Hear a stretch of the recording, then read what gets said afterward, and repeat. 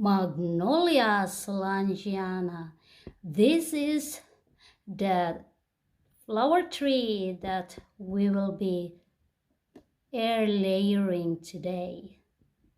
So for those who are interested to air layer their magnolia plant, then watch this video and you will really learn how easy it is to propagate your magnolia plant by air layering. Now we're going to start how to air layer a magnolia. And as far as air layering is concerned, it's actually almost the same process. It can be a fruit tree, it can be a plant indoor, a flower bearing plant. This is a magnolia. And of course, some people, you can actually propagate it by cuttings. I've seen a lot of propagated by cuttings, but sometimes it can be that it's not really 100% that you can get a successful in planting it with cuttings. So air layering actually is the best, because most of the time it can be like 98% it is successful, and it's very, very easy to do it. So as we will look at, for those who have seen already some of my air layering videos, you know already how to do it maybe, but by magnolia tree you do like this. We look for leaf node, and leaf node is this one, you know. I just got it like here. This is a leaf, and you take that leaf, and that is called the leaf node, where the leaves grow. You actually made a cut on the upper part or the lower part of the leaf node, so just exactly on the lower. Here is the leaf node, and I just exactly cut it here. This is actually very important, because the roots will actually develop on the upper part, not on the lower part. The upper part of your cutting.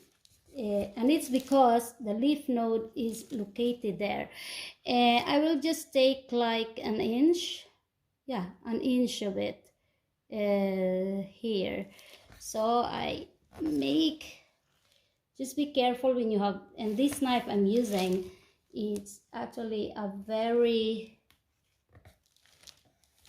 so as usual, you make your, where is it now? Make your cuttings here down. And the reason why I put it down and I have my hands here up, you don't want to do it like that, and then you are cutting a line there down, because you will cut your hand. So if you will holding it here, you do it upwards. If you want to do it, cut it upwards, the bark, then you hold it here up. So I put like that, and then you just push a little bit, and when you push it, you can easily see the bark there. So you have here the bark. This is the bark, and I had shown it a lot of times, right? So that is the bark. When it's springtime, that is why it's recommended here in Europe and other countries with 4 seasons to do it in the springtime, because the bark will just be removed as easy as it is, because it is the time that the tree or any other plant are on the way of growing, you know. If this was outside, I actually bought this in a store, and before I will plant it in my garden, I want to propagate a branch of it. I have 2 of these plants I bought, and they are not cheap. I bought this for like 129 crowns, Swedish crowns. So it's kind of like 29 to 30. No, it's kind of 15, 13, 15 US dollar. In the Philippine peso, it's kind of almost 1,000 pesos. That is not cheap. So now I have it. Now you have to take out the cambium layer. So the cambium layer is underneath, and normally you don't see the cambium layer very well by your eyes, so you have to feel it.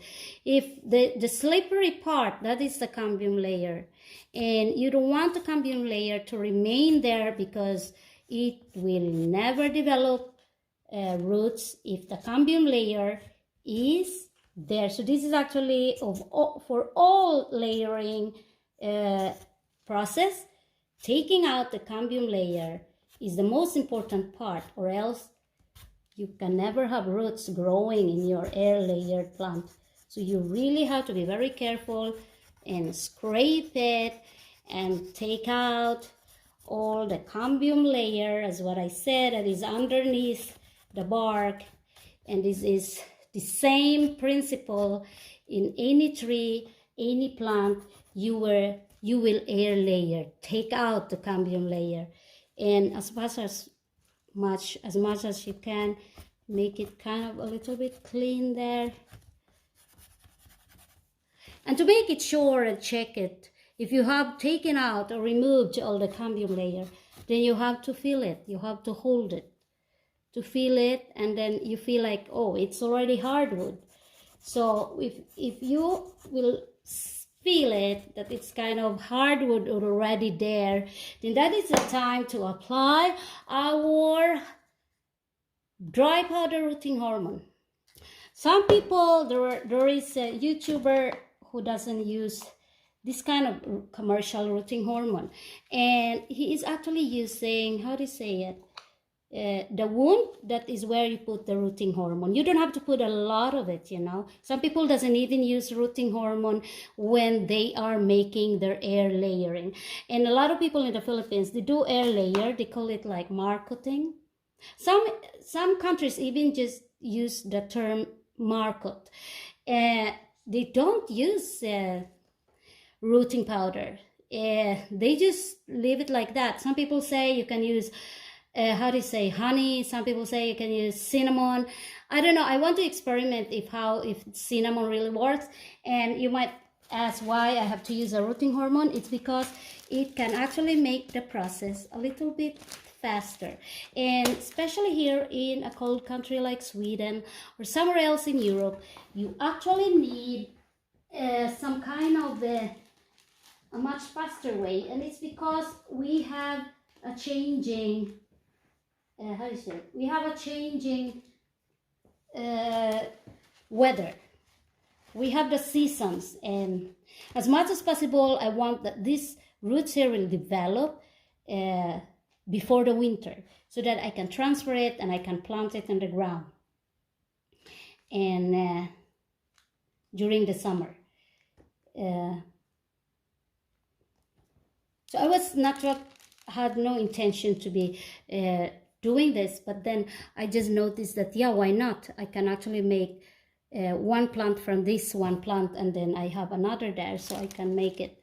So now, oh, I forgot.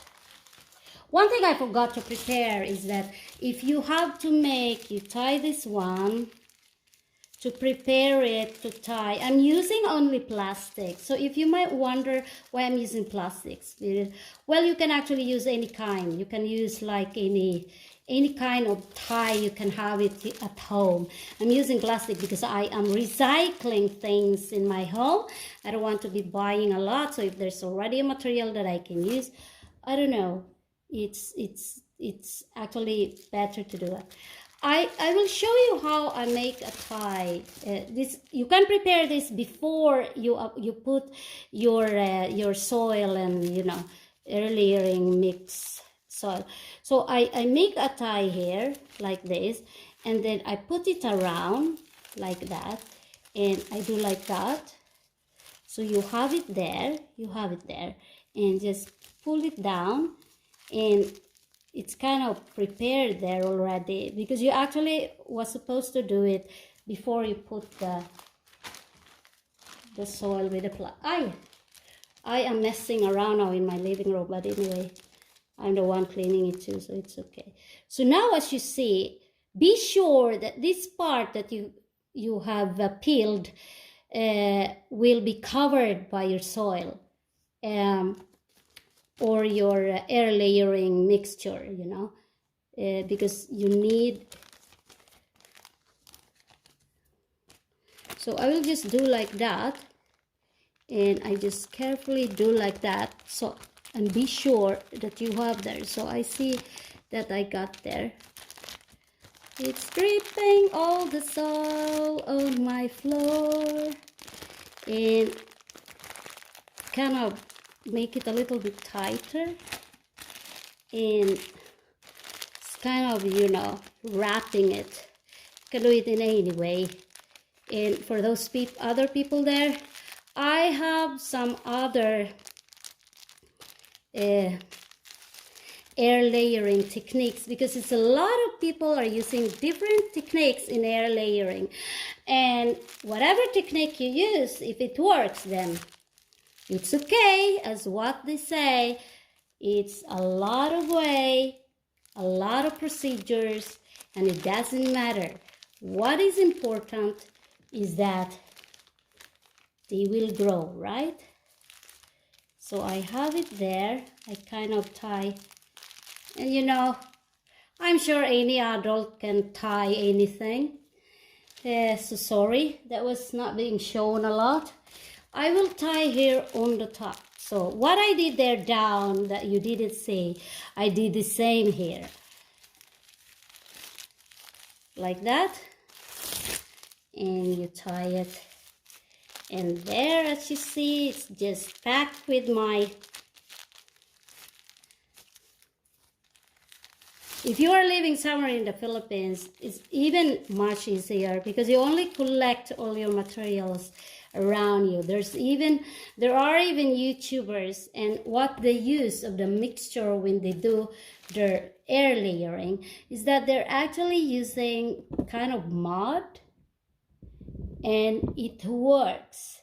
Some are buying pet moss, some are just mixing soil, little bit of a part of sun, and then some, you know. But there is a very good air layering YouTube channel. I think he's from India, and he said, don't put manure, just put, you know, anything, but not the manure. But some people use manure when they do it, and then it still works. So it's actually not a very complicated. It's not a complicated thing to do. It's just very easy thing to do. And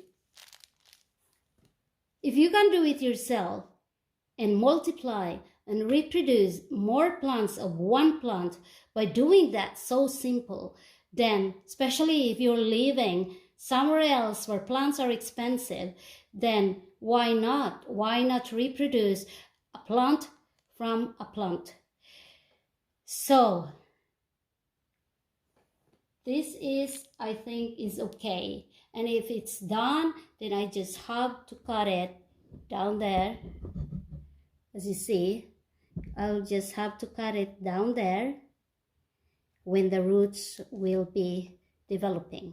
So that is one reason we're using a transparent plastic, and it's because if you want to check it out, you will see immediately if there are roots growing. And don't forget your tin foil. Why am I using tin foil? It's because we want to wrap it, because we want that this one will develop roots, and to help it, you have to make the area dark. You know, so it's like, it feels like it's under the earth. So that is actually the very simple explanation of that. If you covered it with a tin foil, this plant will think that the roots will develop there inside, because it thinks that it's under the ground, but it's not. And then like after 3-4 weeks, we will check it out, and I will promise you, I will give you an update of it. So if you're not yet my subscriber, subscribe it now. If you're someone who is interested in plants, subscribe now, and you will get all the updates. You will be notified when I will make the updated way of this, and I will be collecting this and planting this magnolia tree. Anyway, thank you so much for watching. This is Evelyn of Liva Buhay, your Information TV. See you again next time.